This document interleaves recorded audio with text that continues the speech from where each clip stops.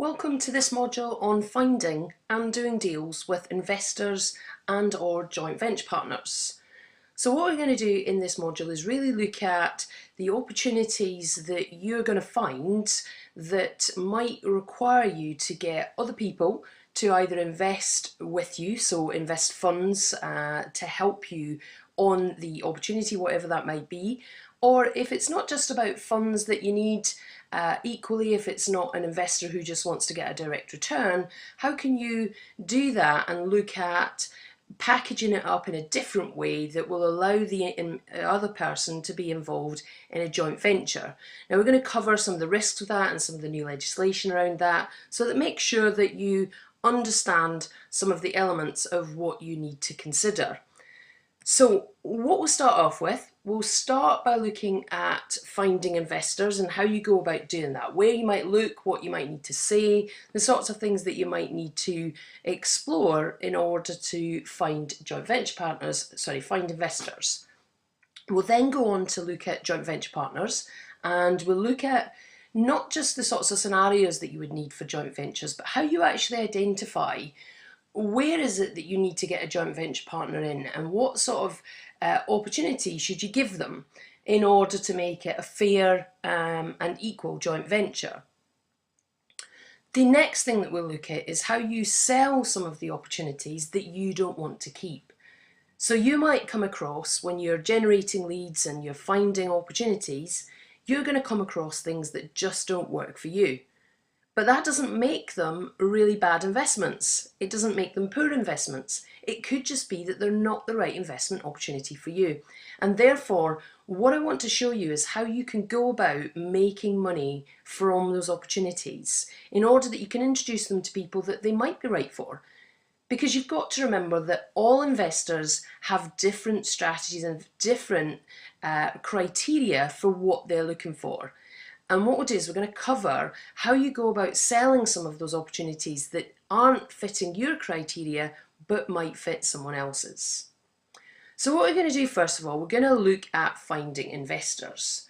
So let's consider the sort of situation that you might need to put yourself in to find investors for opportunities that you're coming across.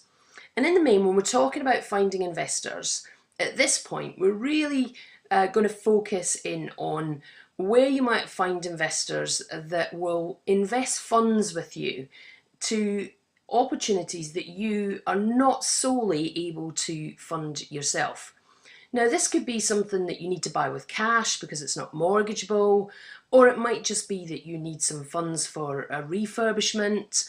It could be that you're doing something completely different, you're doing something a little bit more creative, and you need some funds towards that in order to help you get to a point where you can get it maybe revalued to pull funds back out again. And you need the funds either for a very short period of time or maybe for a slightly longer period of time, and you need to get an investor who's prepared to come into that opportunity with you, and you're able to give them a rate of return that will entice them sufficiently enough to work with you. So where do you go about finding investors that have got funds that can help you with your investment opportunities? Well, the typical one would be to suggest to go to networking events. Identify potential investors at the networking events. However, what I'd recommend that you do, there are two different types of networking events that you might look to go to.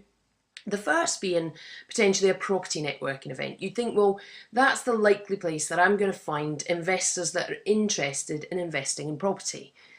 The second is perhaps business networking events, or maybe even more social networking events. Certainly business ones would be one that I would recommend that you look at. The reason for that being that you can go to property investment networking events and you will find people that are interested in property and are interested in investing in property. And if you've got a slightly bigger project, one that's maybe a little bit more high risk, or it could be something that's not going to be for the novice investor to understand, then that's the likely place that you're going to find an investor. So if you're doing something that's maybe a big development project where you're going to be building properties or doing a massive refurb, and you need to explain it to somebody who's perhaps got some knowledge in property, then going to a property networking event to identify investors is actually a really good place to go. That said, if you're looking to try and get a better opportunity where you don't have to maybe pay such a high return for that investment, then one of the best places to go are business networking events or more social networking. People that don't have as much experience in property but are looking to get a better return on their investment that they're currently getting. So you might find that a lot of business people or people that you might know in a social environment have some money to invest, but they invest it maybe just by putting it in the bank or in a very low risk sort of strategy of investments. Now, obviously, we're not in a position to identify someone's risk, and it's up to them to identify the risk. Therefore, it's important that you don't maybe present them with too high risk a proposal. And that's why I say if it's a novice investor, you want to try and keep it really simple and make sure that it's something that is a real no-win situation. No lose situation, I should say. It's a real win situation for both parties. And that's simply something that might be very simple, something that you've done before, maybe just buying a property, adding value to it by doing a refurbishment, and you're going to be able to mortgage it or refinance it to get the money back out and pay your investor back. So you might be looking to borrow the money for the refurbishment because if you've bought the property, you might not have any money left or not sufficient enough funds left just to finish the refurbishment off before you can refinance to get your money back out. So there could just be a bridging of the gap between what you have and what you need to finish the project. So keeping it really simple by identifying people that might be interested in networking events is a really easy way to find potential investors. Now, what I would suggest is that you don't go to a networking event actually just, selling the whole opportunity and bombarding people with, you're looking for money. I would really recommend that you take a much more subtle approach, because there's very few people that I know that would, even if they've got money, that are going to necessarily suggest, yeah, I've got £30,000, let me just write you a cheque tonight. There are very few people that will do that. I don't know many at all, and I think if you thought hard about it, you'd recognise that people are not just going to sign you a cheque for thousands of pounds if they've only just met you. Therefore, it's better that you actually go along without asking for money, but maybe talking about some of the things you're involved with, and that you're working with investors who can get a great return on their funds, and that way you can ask maybe for a referral. Or you can just get to know them, say that, we're always looking for investors, and if that's something that might be of interest to you. And exchange details. Don't try to go into lots of detail at the networking event. Exchange contact information and follow that up later, and try to create that real relationship and that bond before you ever ask for any money or before you present any opportunities that you have that you want them to invest in. And with that in mind, obviously, there's a time lag, there's a time scale that it's going to take you time to find those kind of investors through that networking. You will find them if you go about it and you in the right way, and you start looking for investors. If you're not looking for them, you definitely won't find them. But if you start going to maybe 1 or 2 networking events every month, depending on how many investors you want to find, you might want to go to just one networking event in a month and see if you can start to build a relationship with people so that you can, over time, start to identify some people that will invest with you. A way to find faster opportunity for people to invest with you is to focus on people that you already know. When you're networking, obviously you're finding investors or potential investors that don't know you yet and they don't trust you yet. So Therefore, there's going to be that time element for them to build up that trust and that relationship with you before they're going to write you a check. And the easiest way to get people to help you and support you in your property investment journey is really to focus on people that you do know. Now, for many people, this is something that they don't really want to do, because people that they do know, maybe whilst they like them, they perhaps trust them, for many of us, we feel a little bit shy about, coming forward and asking for money from people that we know, whether that's friends or family, because perhaps we haven't proven yet what we can do, and therefore we don't have the confidence to do the thing that's, opening ourselves up to the people that we know. However, what I would highly recommend you do at this point, whether you have the confidence to ask them or not, I would really encourage you to create what I would call a warm list of people that know you. They're warm to you. They at least have a connection with you. The way that I go about doing that is that I look at what are all the things that I do in my life. So what are the activities that I do socially, within work, and also if you've got kids, looking at, what are the activities that your kids do.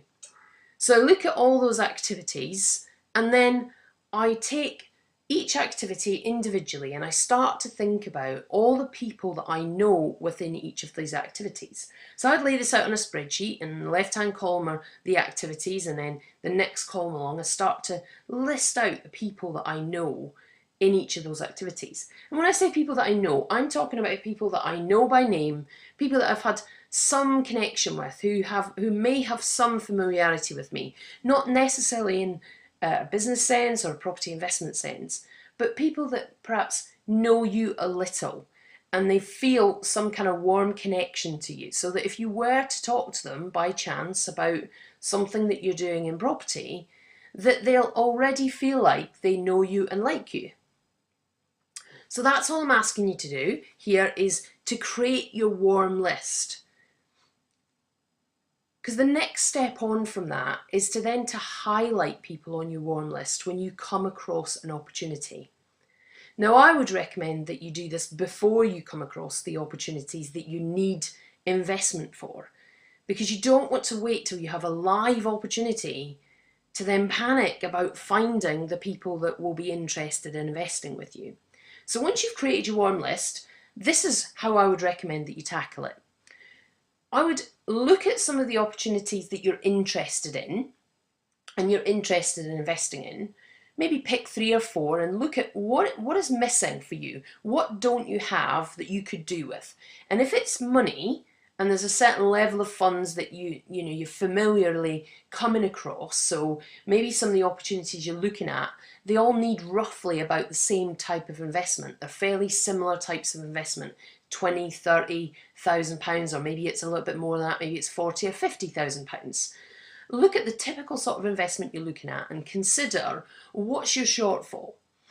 Then I would go to your list and I would highlight 5 people on your list that you could possibly approach. Now, I'm not suggesting that you need to take that brave step to approach them, but for now, could you just highlight 5 people on your list that may either know somebody who might have the type of investment that you're looking for, or perhaps they might even have that type of investment. Don't just limit it to people that will have that money themselves, because the chances are that you're going to preempt and be thinking that they may not have that sort of money. Because to be truthful, none of us really know how much money other people have. But very often we know what their connection list is like, so the types of people that they mix with. If they're people that we know, we tend to know who they hang around with. And if they're hanging around with people that you think might have some funds that they might want to invest, then there's a possibility that whether they have the funds or their connections have the funds, there's a possibility that you might have some success if you had a conversation with them. So I'd suggest highlight 5 people on the list. And then when it comes to you looking for that investment, when you find the right deal for you and the right opportunity for you and you need that investment, then perhaps you could pick up the phone, drop over an email, send them a text and just see if they might be interested in catching up, meeting for a coffee. Not necessarily for you to sell them the opportunity, because I would suggest doing it beforehand, before you find the perfect opportunity. And even if you just contacted 3 out of the 5 to start off with, that'll make it a really easy way in for you. Contact them and just connect with them. Talk to them about what they're doing. Find out about them. Don't just talk to them about what you're doing. Be interested in what they've got to say. Be interested in what they're up to. And talk to them then about what you're doing. At that point then, you can tell them that you're looking for people to invest with you. There's lots of opportunities out there for you to invest in, but there's just not enough funds to do it. And you're looking for other people that would like to make a return on their investment. And therefore, you can ask at that point, rather than asking them directly, do they want to invest? You might want to ask them for a referral to someone else. So you might want to say, well, do you know anybody who might be interested? Do you know anybody who might be interested in that kind of investment? Because rather than ask them, you might find that when you say to them, do you know anybody that might be interested? They'll come back and say, well, I might be interested in that. Because very often that is exactly what happens. But it doesn't happen if you don't ask them the question in the first place. And that's why you need to get brave and be bold and be ready to approach the people that you know, particularly if you need some funds fairly quickly, because those are the kinds of people that will already know you and already have confidence in you. Now, they're not necessarily going to have confidence in your property investment, because if you're new to this, they won't know how good you are or not at property investing. However, they might know you from different circles and just generally have a level of confidence in you to know that it doesn't matter what you do, you're going to be successful. And therefore, they don't have any particular doubts about your property investment. There's others that you may have to give more confidence to, and you may have to demonstrate that you have that level of knowledge or skill, or if you don't have that level of knowledge or skill, that you're working with a mentor or a coach, someone else who has that level of knowledge or skill to support you and make sure that you're making the right decisions. And that way, you can work alongside someone else to make sure that that gives you that credibility and that confidence to share that with people that you know and demonstrate to them that you're doing this responsibly. So don't be afraid to ask for referrals to others, because actually that can very often be your opening into getting people that you know to stand up and say, actually, I might be interested in investing with you. Tell me some more. Now, when it comes to that point, I'd really encourage you to make sure you take it nice and slowly. I know lots of people, and I've worked with lots of people who then think, okay, I've got somebody here who wants to invest, I must tell them everything all at once. And that's absolutely the wrong thing to do. And that's why it's really important that you try and do this ahead of finding your perfect deal. Because it will take time to take them through the process and get them to the point where they actually want to invest with you. Now, it might only take a week or 2 weeks, but it could take a month or 2 months.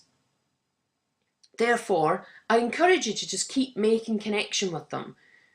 I suggest that the more points of contact that you can have with someone before you present them that final opportunity, that opportunity that you want them to say yes to, the more points of contact that you can create, and I look for up to 7 points of contact, the more likely that they will say yes. So if you know someone, or if you're identifying someone new, try and make sure that before you have that final piece that you present to them that you want them to say yes to, try and make sure that you've had at least 7 points of contact with them, whether that be telephone calls, emails, texting, meetings, coffees, sending them information. You want 7 points of contact before you get them to say yes or no. because that's the point where they should have built up some connection with you. So really work through people that you don't know. Is going to take you slightly longer to get to that point. It may even take more than 7 points of contact. But by identifying through them through networking events, you'll get potential investors that will come forward and want to invest with you. By identifying people through your warm list, you're likely to be able to get them to invest with you maybe in less than 7 points of contact. It depends how well they know you. But I really encourage you not to rush the process, because the more desperate you come across to be needing the funds, the more likely they are to get fearful. So just take your time, don't make it look like you're desperate, and just make it very balanced, and it doesn't matter whether they invest or not, and therefore they'll have a lot more confidence in you and be ready to press forward and invest some funds with you. Now, there are going to be situations where you're actually looking for more than just funds. Or, alternatively, it might be that the people that you find want more than just a return on their investment. And this is where you might look at more of the actual joint venture relationship. Now, there is more risk with a joint venture relationship, and there are some more legalities around joint venture relationships. So it's really important that you get yourself up to speed with the joint venture regulations so that you understand what you can and can't do around joint ventures. And what I'm not going to do today is I'm not going to go into the legalities of joint ventures, but it's sufficient to say that you have to make sure that somebody that's investing with you in a joint venture relationship, you need to make sure that you've assessed their risk level to a degree where you understand that they've got a level of knowledge based on what you're asking them to joint venture on. And so if it's a simple investment opportunity, they still need to have experience of investing, because they're taking a risk, they're taking a shared risk, where a return on investment, a return on their funds, and if you're guaranteeing to give them a return on their money, then their risk should be very low. Whereas in a joint venture, the risk can be more around profit share and profitability and whether the actual project goes well or not. And therefore the risks are higher, and there is a much stronger commitment on you as the person instigating it to make sure that the other party has the relevant experience to do the deal with you. So before we get to that point and looking at who's going to do deals with you, we need to identify, first of all, what are the gaps for you? So why would you do a joint venture at all in the first place, rather than just getting somebody to invest some funds with you and give them a specific return on it? So what you need to do is you need to take the opportunity and break it down. And I'd recommend that what you do is you get a blank piece of paper, you put a line down the middle, and you look at what is it that you're looking for. So if you put yourself at the top on the left of the piece of paper and you say, well, what can I do in these property opportunities? What do I feel comfortable and confident with? And you put that under your name in the side of the left-hand side of the paper where you've got your name. You put all the things that you feel comfortable and confident with in terms of an investment opportunity. If you've got a particular one in mind, then obviously you can look at, well, maybe you're confident with negotiating the deal. Maybe you've found it, so you find the deal, you negotiate the opportunity, you close that, you're happy and comfortable to push through it to purchase. You've got the funds maybe to purchase it.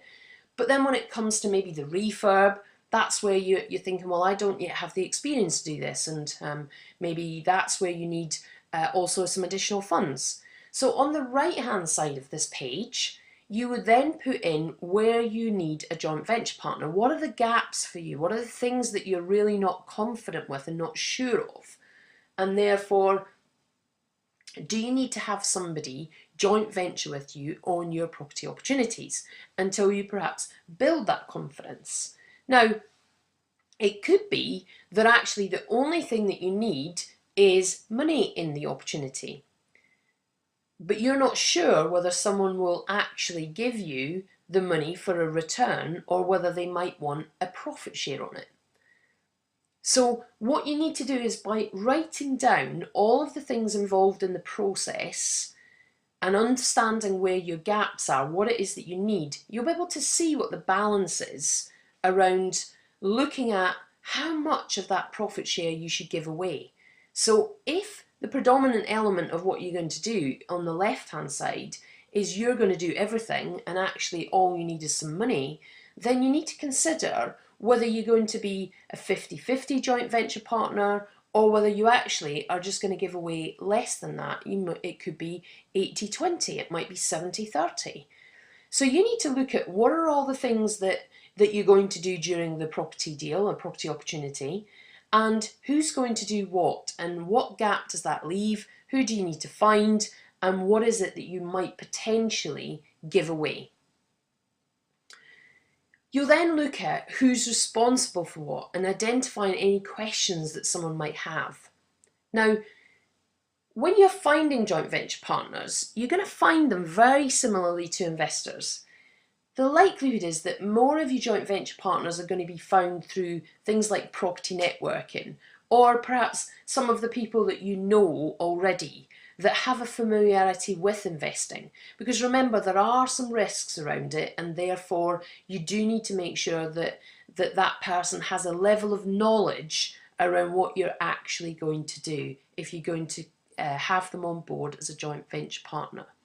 So think, before you go and ask about someone coming in and joint venturing with you on an opportunity, think about the questions that they might have. And if they're going to come in and it's just about money, what questions might they have? Well, the likely question is, well, what sort of profit can be made? How can you present that so that they can see the opportunity and how it might come across them? What is the risk for them? What is the potential for it? So the potential really has to be greater than the risk, and the downside, obviously, of the potential needs to be balanced with the risk that they're taking on. So think about what sort of questions that they might have. And then what you do is, obviously, you have to try and attract people to you. So you need to try and find people that want to really work with you on this. So gauge some interest. You might ask around, see if you can find some people that are interested, send out some details, prepare some details on the opportunity, and using the questions that you've identified and who's responsible for what, prepare something that will outline some of that, maybe a little bit about the property and a little bit about what you're going to bring to it and what you're looking for in somebody else, and what the return might be, what the element might be of profit share or otherwise.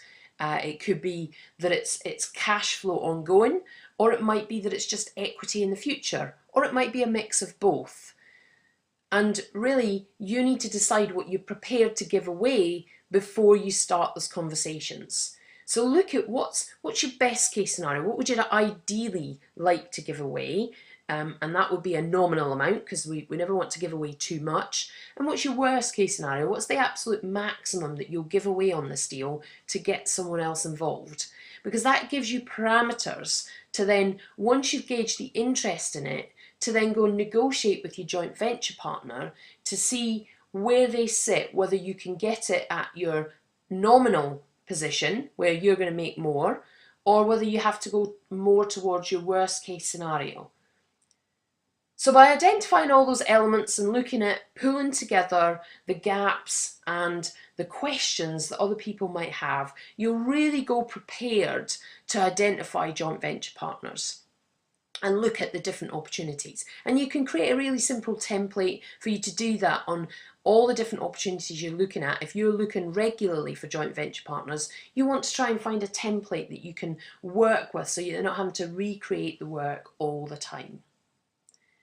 So that's joint venture partners. What we're going to do now is look at selling on some of the deals that really aren't right for you and they just not met your criteria. It could be that you're out there, you're generating leads and you're finding opportunities. However, not all those opportunities work for you, and therefore you're looking to sell some of them on. So They might be not in your area, so you've found some opportunities, but there are a couple that sit outside your area. We find opportunities all the time that sit outside our area, and that's just through advertising in our local area and generating leads in our local area. Because don't forget, other people have properties in different areas, but they might live in your area. Or it might be a landlord who's got a whole range of properties that you come across who wants to sell or find a way to offload their portfolio, but not all of them are in the one location. It could be that they're just not quite the right strategy for you. It might be that you're doing room share, houses of multiple occupation, and the opportunity that you've come across is a single let, and it's not something that you're interested in keeping. It doesn't have a sufficient enough return for you. Or it might be that you find a property that needs a lot of work, and that's not something that you want to do. You just want nice, simple opportunities that you can convert and let out really easily. Or vice versa, it could be something that's really simple and you don't want it because you want something that needs work and you can add value to. So there's a whole host of reasons why you might want to sell on opportunities to other people. So what are you going to do to actually sell these opportunities? Well, during your networking and your identification on your warm list of people that might be interested either in investing with you or doing joint ventures, you'll also come across people that are not interested in either of those, but are actually interested in getting their own opportunities.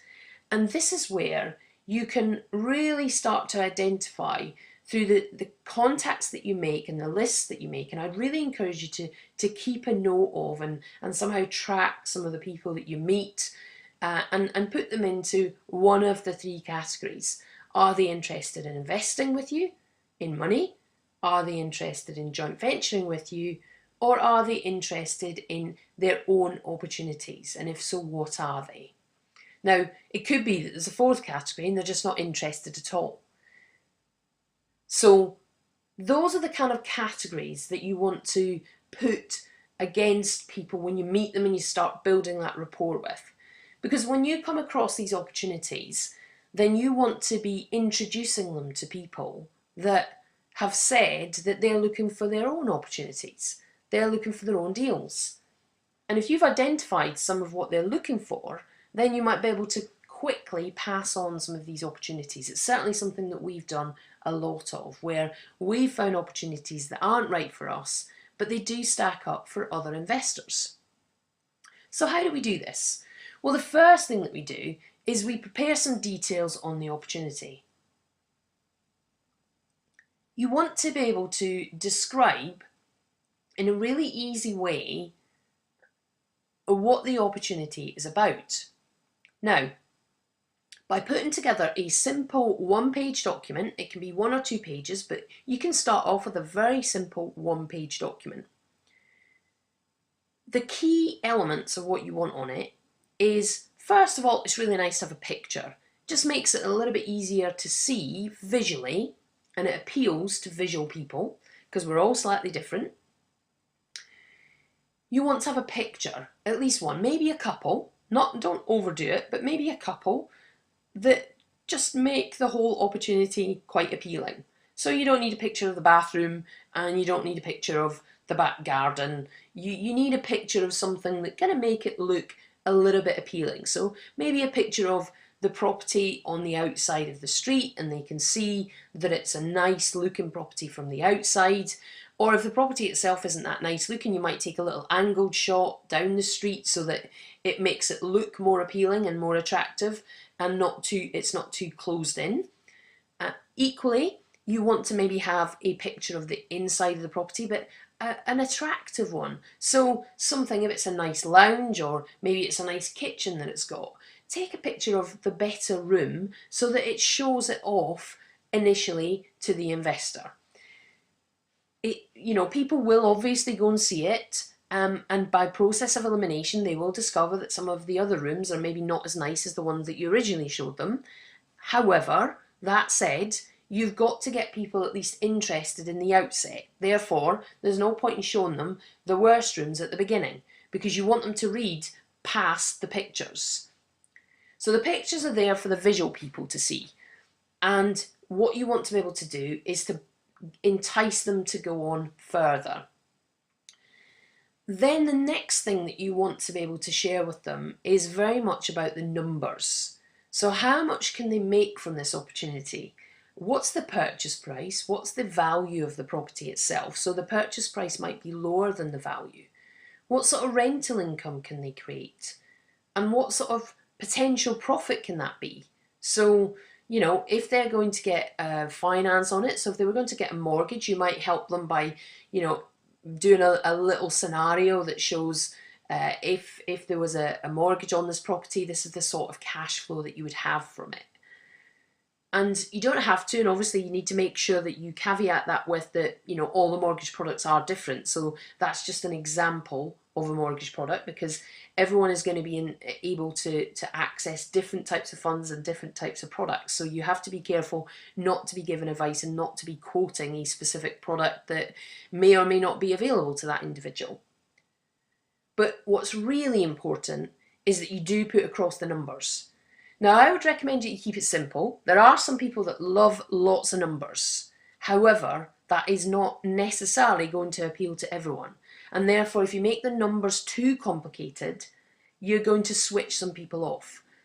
So you need to keep everything on the document really simple, because you don't have to tell them everything just through one document. What you want to do with this document is you want to entice people into the deal sufficiently enough that they come back to you to ask you more questions. If you've put everything down on the page, they are not going to necessarily connect with you for questions, and therefore you might find it difficult to know whether they're interested or not. So keep it really simple and just demonstrate the value of the opportunity. Whether that's in the fact that they're getting lots of equity on day one, it's maybe something that you've managed to negotiate a really good deal on, or it could be that they're going to get value by adding value. So if there's a refurbishment, identifying how much that might cost, but what its value might be beyond that can show someone the level of equity that they could create within a very short period of time. Or it could be that the value is in the cash flow and in the monthly profit. And for somebody that's maybe looking to create but focusing on creating a financial freedom for themselves and improving their monthly cash flow, then that's going to be really appealing for them to understand what the profitability is on a monthly basis.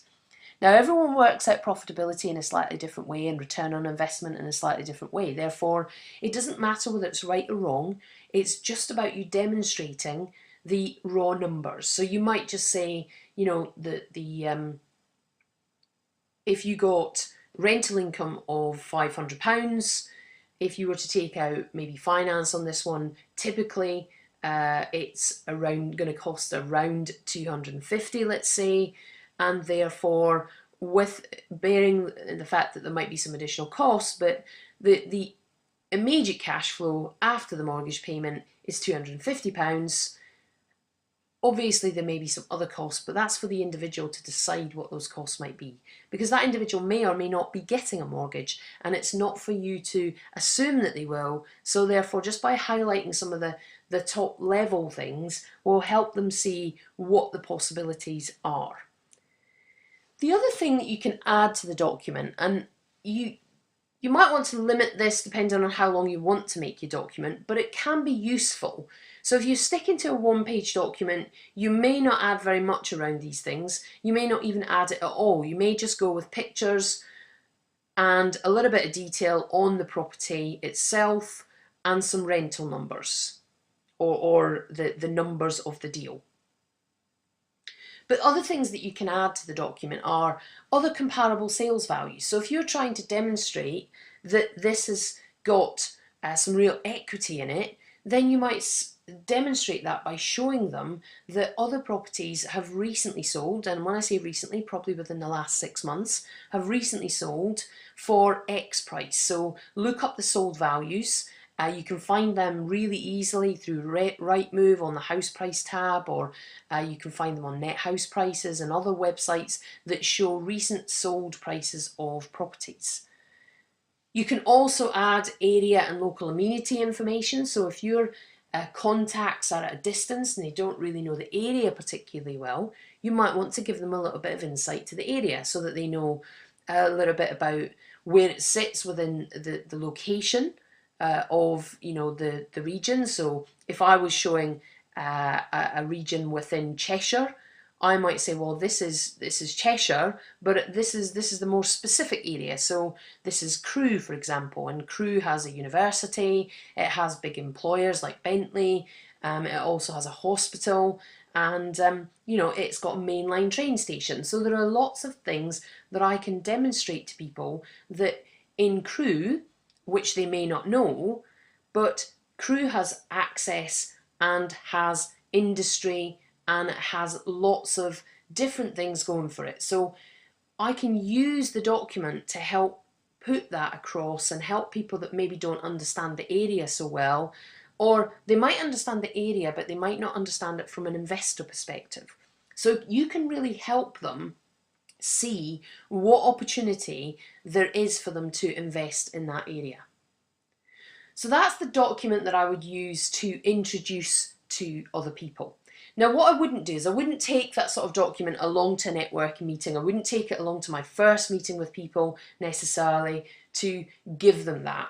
What I would do is I would be looking to get a rapport built. If I was at a networking meeting, I'd be looking to maybe briefly tell them a little bit of information about it, but I'd be looking to get their contact details so that I can create another point of contact, but also by following up on an email, maybe sending them the information the next day on an email, will give you the opportunity to not only send it across them, but to connect with them again and create an opportunity for you to maybe arrange a coffee or a telephone call to discuss it and see if that's of interest, or if it's not, what they may or may not be interested in. What is it that they like about it? What don't they like about it?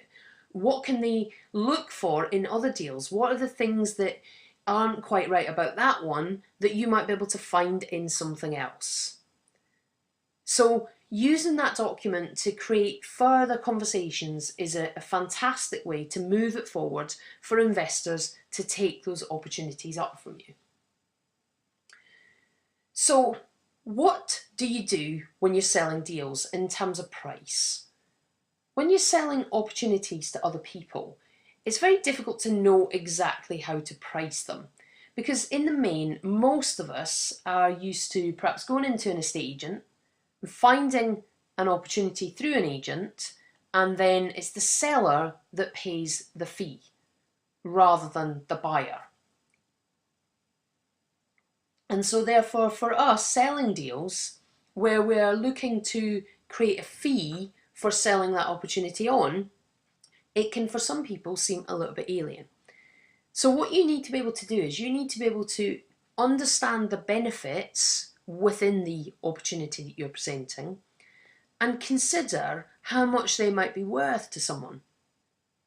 So let's say you've found an opportunity that has a cash flow potential of a couple of £100 a month for someone for life. There's maybe not a lot of equity in it, but there's some cash flow in it.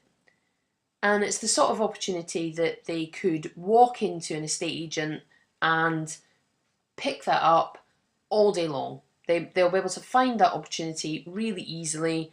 Similar sort of things that they can just walk in, identify an opportunity with the estate agent, and they can have a few £100s a month cash flow. Now, there will still be people that will pay you for opportunities like that, and part of that reason is because even although they could walk into an estate agent or a few estate agents and finally identify a similar sort of deal, they don't necessarily have the time to do that, and they wouldn't necessarily have the confidence to do it. Therefore, if you've taken the time to build up a relationship with someone, and that person knows that you understand property investing and that you can find them the right opportunities, then they're normally quite happy to pay for you to go and find them that very simple deal.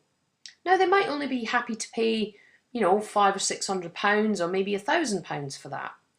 But in the main, most people that don't have a lot of time but want to find the right opportunities are happy to pay you for finding those kind of opportunities.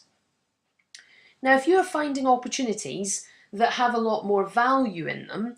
So there may be a greater cash flow. You might be finding opportunities that are making £500 plus per month.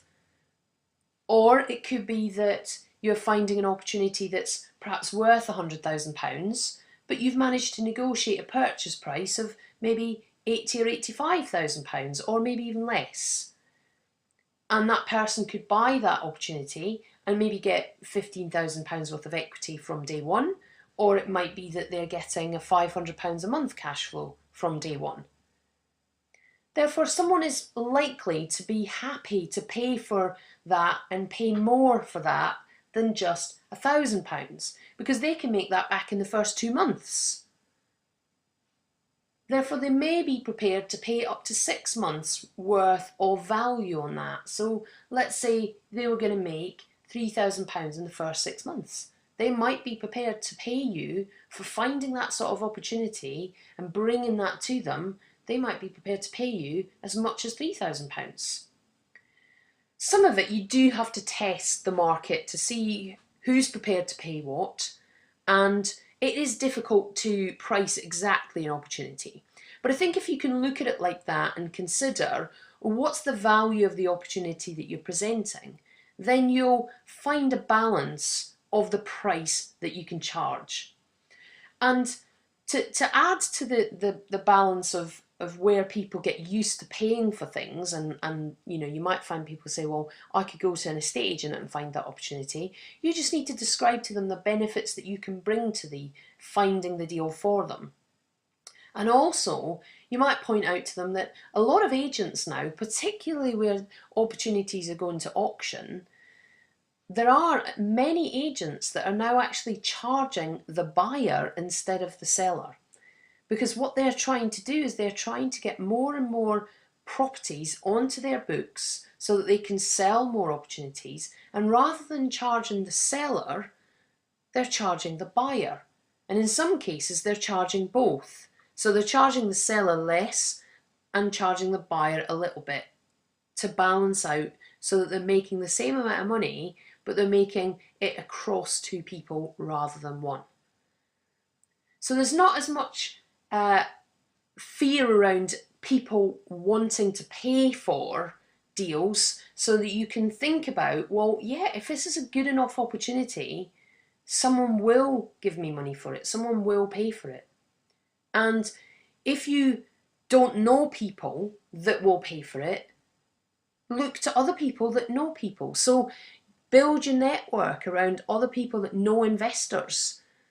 That's where, you know, working with a mentor who has lots of contacts is a real benefit, because you can be introduced to other potential investors where you might not have the contacts yourself, but your mentor, or, you know, could have those sort of contacts because they've been in the industry a lot longer than yourself. So build your contacts, build your team, and make sure that you can be introduced to potential investors as well. Now, once you get an investor who's interested, you can look at making sure that you get a verbal agreement on it. So before you arrange a viewing on the property, because most people will want to see the property, I would try and make sure that you've at least got some kind of verbal agreement that they want to proceed, that they're going to take this on seriously, because you don't want to have to show too many people round the property. You're not an estate agent necessarily. You're looking to just move on opportunities that you've found that you want to provide and give to other people. And now, if you're doing this as a business, and it is much more like an agency, then obviously there are regulations around that, and you'll need to make sure that you explore that. And if this is something that you're doing in terms of a business and you're selling deals all the time, then you need to make sure that you have the right insurance and information and legalities in place. But if this is a few opportunities that you're passing on, you need to make sure obviously that you're protected, that they're not going to come back and look at you saying that you presented it in a way that was more attractive than it was. You need to make sure that you've made them aware that they need to check the opportunity out. It's up to them to look at it and find out if they're interested in the deal and do their own research.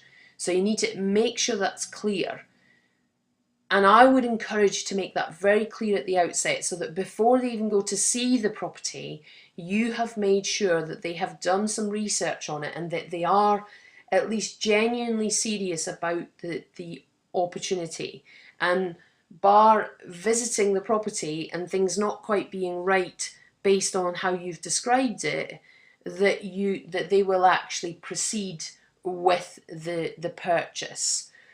Now, you have to be careful that you don't push them too far, but equally you don't want to waste your own time by being in a position where you go and show lots of people the property, but none of them are really that serious about it. So get some kind of verbal agreement that they've done the research, that they're happy with the information that's been presented, that they've checked that it's the sort of opportunity that would work for them, and that once they've been to see the property and check that it's how you've described it, that they are actually serious about progressing. And you may even want them to do a drive past before you get them to view. If they live in the area and it's possible for them to drive past or drive around the location of the property so that they can get familiar with that and they're comfortable with that, then the only thing that you've got left is for them to see the inside of the property. Because some people can be put off by the outside, and we've done that many times before, where we'll get them to check out the outside of the property and the area first before we'll arrange for them to go and see the property. Because we want to know that the people that come and see our properties to invest in them, they are serious about it, and there's no reason that they wouldn't progress, because we've described it in a way that matches up with how the property really is. So arrange the viewing. And then once you've got that in place, really it's just a case of proceeding to a more formal agreement.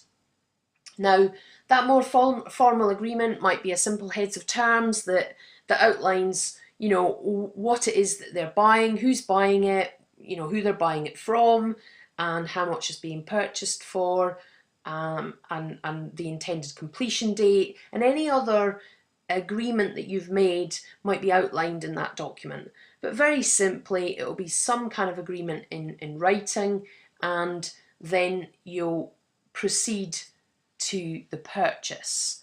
Now, there could be that you secure a small financial commitment from them at that point, and that is just making sure that they are absolutely serious about progressing. So if they're new to you and you haven't worked with them before, you might say, well, if you're going to charge them a couple of £1,000 for the opportunity, and that's going to be paid on completion, it might be that you want to just secure their commitment with £200 or £300, just to make sure that they are genuinely about to progress this, because you don't want to wait a couple of weeks to discover that they still haven't put their mortgage application in and they weren't really that serious about it in the first place. So get a little bit of commitment from them. If they're really serious about it, they won't mind paying you a couple of £100. And by getting that money, that secures your and their commitment to the deal. Now, you can make that refundable or non-refundable, whichever you choose. We usually make it non-refundable unless for whatever reason they haven't been able to complete something out with their control. So, for example, if the seller pulls out, or unknown to them, they weren't able to get a mortgage. Now, what you'd want to be able to do is, if someone's going to be using mortgage facilities, you'd want to be able to check beforehand that they have got a decision in principle, so better known as a DIP, a decision in principle, that says yes, they are more than likely going to be able to get a mortgage on it. If they're buying it for cash, then that's not an issue, but obviously understanding how people are going to proceed is important, because you get paid when the deal completes. So that could be a month, it could be 2 months or 3 months, and therefore you have to make sure that you keep the process moving. And the next part of your role is really to make that happen. And you would do that whether you're purchasing it or whether another investor's purchasing it. It's important to keep it moving, because they may not understand the value of a regular call. They may not understand how long it can take if you just allow the solicitors to backwards and forwards between themselves. So I would really encourage you, if you're selling deals to other investors, that you make sure you get them through to completion, because otherwise they might fall apart and you won't get paid. You'll have put all that work in and it will have fallen over before the final hurdle. So put your regular calls into the solicitors. They may or may not talk to you directly, so therefore if they don't talk to you directly, then you need to put regular calls in to seller and buyer and make sure that they're putting calls into the solicitors. Whatever it is that you need to do, you need to make sure that that process keeps moving, and you need to be checking on it on a regular, weekly, fortnightly basis to keep it moving forward.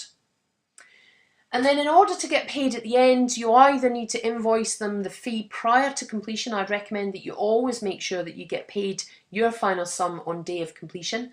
So there's two ways that you can do that. You can either use documentation that confirms with the solicitor that that money has to be deducted from the sale process and sent directly to you, or you might invoice the person directly and that has to be paid prior to completion. And the reason that you do that is to make sure that you can manage that completion so that it goes ahead only if that fee's paid. But you do need to communicate with the solicitors if that is the case, if you are going to hold up the completion if the fee isn't paid. It's fairly straightforward to get the solicitor to deduct it from the sale process. You obviously just need to have an agreement between you and the buyer that is a signed agreement that confirms that X amount of pounds needs to be paid on completion to you. You provide that to their solicitor and then they will make sure that that's included in the information that they need to when the funds come in, they get enough funds to pay all of those relevant bills, to pay for the purchase as well as their costs and your costs. So those are all the things that you need to consider when selling deals to other investors. And using all of those three elements, you can pull together a really robust way for you to improve your cash flow and improve the number of opportunities that you can deal with and progress. So my top 3 actions from this session is that you identify and contact at least one person from your warm list. If you haven't already created a warm list, then obviously the first action that you need to take is to create that warm list. But once you've created the warm list, you need to take a step forward and you need to make sure that you start contacting people on that list. So I would recommend that what you do from here is that you contact at least one person from your warm list and move that forward and start progressing some discussions around potential opportunities, whether that's for an investor for funds, whether it's for a joint venture, or whether it might be somebody that you want to sell a deal onto. You can use your warm list to do that. The next thing that I would recommend that you do, and the second action being that you want to consider joint venture partners. And if that's something that you want to consider, I'd recommend that you look at where are the gaps. What are the gaps for you? Identify what do you bring to the table and what do you need in an opportunity. Now it might be that there are certain things that you're doing right now that you're very comfortable with. And you might be ready to stretch yourself to the next level of opportunity. And the reason that you haven't done that yet is because there's a bit of a gap in your skill set. Well, now is the time for you to take that gap, identify it, and look for a joint venture partner for you to stretch yourself and move on to the next level. Whether that joint venture partner is someone who is maybe even a mentor that can teach you and guide you to do the deals, or it could be somebody who has the relevant skills that you can do an opportunity with together, or it could be somebody that's just bringing some funds to it. Whatever it is, I'd encourage you to identify those gaps. And the final action point is that I'd like you to create a sales document. Create a document that introduces an opportunity to someone else that you can sell a deal to. So consider some of the opportunities that you're coming across and think about maybe one that doesn't quite work for you, but it's still a little bit of an opportunity that could be presented to another investor. By creating that sales document, you can create a template that you can use at any point in the future. You can create that template to make sure that you're progressing yourself forward, to make sure that whenever you get an opportunity that isn't quite right for you, you can easily and quickly put it into your template. Look at your list of people that you've got in terms of your contacts. Consider whether they are someone that is looking for deals and send that out to them. Make contact with them. Create a conversation around your opportunity, and then you've got a document to follow it up. So those are the 3 key actions from this module. I'd like you to take that activity and move yourself forward and really progress your property investing journey. And I look forward to talking to you in another Property Mentor module in the future.